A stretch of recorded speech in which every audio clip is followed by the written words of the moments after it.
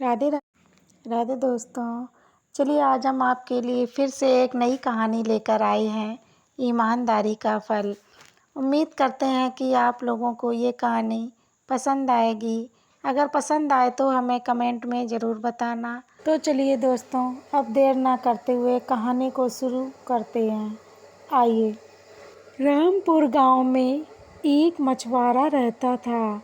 वह बेचारा बहुत ईमानदारी से काम करता, फिर भी उसे कुछ भी मुनाफा नहीं मिलता था। एक दिन गांव में सूखा पड़ जाने के कारण सारी मछलियां तालाब में मर चुकी थीं और खेत भी सूख चुके थे। वहाँ पर ज़मीन सारी पथरा चुकी थी। अब सभी लोग बहुत परेशान होने लगे थे कि अब कैसे क्या गुजारा होएगा। तभी वह मछुआरा सोचता, क्यों ना हम अपने बीवी बच्चों को लेकर घर से बाहर कहीं नौकरी कर लें। और वह अपनी पत्नी से कहता कि ऐसा करो, सारा सामान बांध लो और बच्चों को लेकर हम लोग सुबह निकल जाएंगे। वह ऐसा ही करती है और सुबह उठकर सारा सामान लेकर घर से बाहर दूसरे गांव में पहुंच जाते हैं और फिर एक सेठ के यहाँ जाकर वह बोलता है, सेठ भाई मुझे नौकरी दे दो। अगर आपके यहाँ कुछ भी काम हो तो हम कर लेंगे। यह कहकर सेठ बोलता है, तुम कहाँ से आए हो? तभी वह कहता, सेठ जी मैं मछुआरा हूँ और मेरे गांव में अकाल पड़ जाने के कारण खेत खलिहान सब सूख कर पथरा चुके हैं और मैं बहुत ही परेशान हो चुका था, इसीलिए इस गांव में आया हूँ। उसने कहा, ठीक है तो मैं तुम्हें काम बताता हूँ, क्या तुम वो काम कर सकोगे? उसने कहा, क्यों नहीं, मैं काम ज़रूर कर लूँगा, आप बता दीजिए। उसने कहा, ठीक है तो मेरी बात को ध्यान से सुनो। मेरे पास 50 गाय और 50 भैंस हैं। तुम्हें उनका गोबर निकालना पड़ेगा और सानी चारा सब कुछ करना पड़ेगा।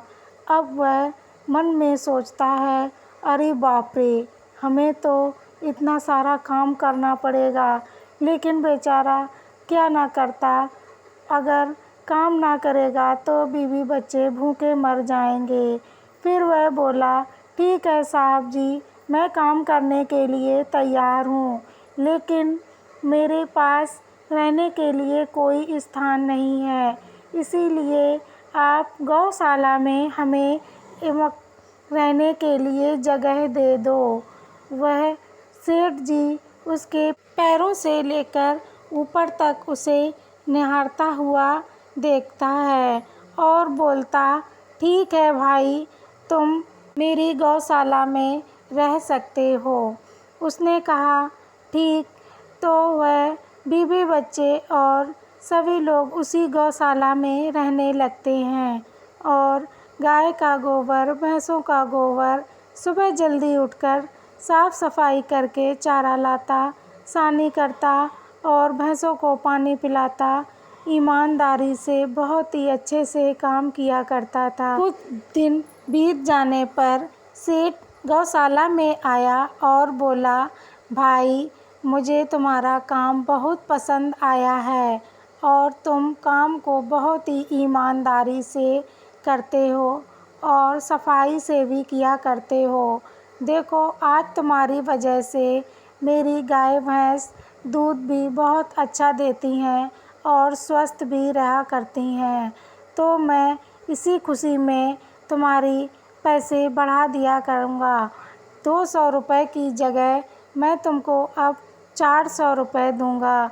वह बहुत ही खुश होता है और सेठ जी का धन्यवाद बोलता है और कुछ साल बाद वह ढेर सारे रुपए इकट्ठे कर लेता है।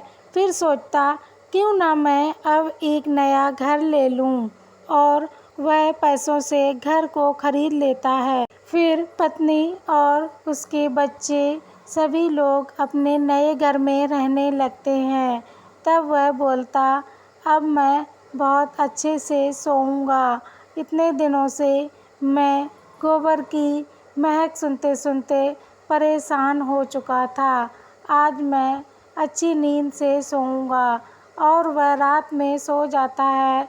सुबह जल्दी से उठता, फिर काम करने के लिए चला जाता है।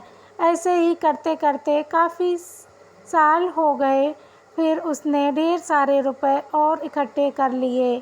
फिर एक दिन सेठ जी के पास आया और बोला, सेठ जी, मैं आपसे एक बात कहना चाहता हूँ। उसने कहा, बोलो क्या बात है। वह बोला, सेठ जी, मैं देख रहा हूँ काफ़ी दिनों से अपने गांव में चोरियाँ होने लगी हैं। तो मैं सोचता हूँ मेरा धन बहुत इकट्ठा हो चुका है और मैं चाहता हूँ मेरे धन को कहीं पर रखवा दीजिए। अब मुझे सारा दिन तो यहीं पर काम करते बीत जाता है और मैं कैसे धन की रखवाली कर पाऊँ। मुझे डर लगता है कहीं मेरा धन चोरी ना हो जाए। उसने कहा, तुम चिंता मत करो, एक जमींदार के यहाँ जाकर इस धन को रख देना और वहीं पर तुम्हारा धन सुरक्षित रह सकता है, क्योंकि उनके यहाँ पहरेदार भी लगे रहते हैं। उसने कहा, ठीक है। दूसरे दिन वह जमींदार के यहाँ जाता और पहरेदार से बोलता, भाई मुझे जमींदार से मिलना है। वह कहते, क्या काम है। तो उसने कहा, मुझे अपना धन उनके यहाँ रखना है। तभी वह कहता, जाओ अंदर चले जाओ, जमींदार जी घर पर ही हैं। वह अंदर जाकर जमींदार से कहता, मैं सेठ जी के यहाँ से आया हूँ।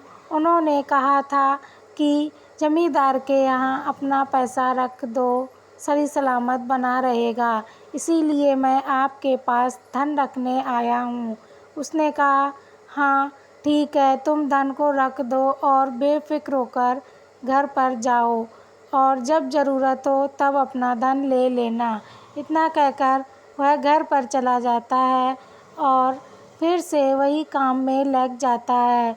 कई साल हो जाने पर उसने और अच्छा ढेर सारा पैसा इकट्ठा कर लिया था और वह सभी लोग बहुत आराम से रहने लगे।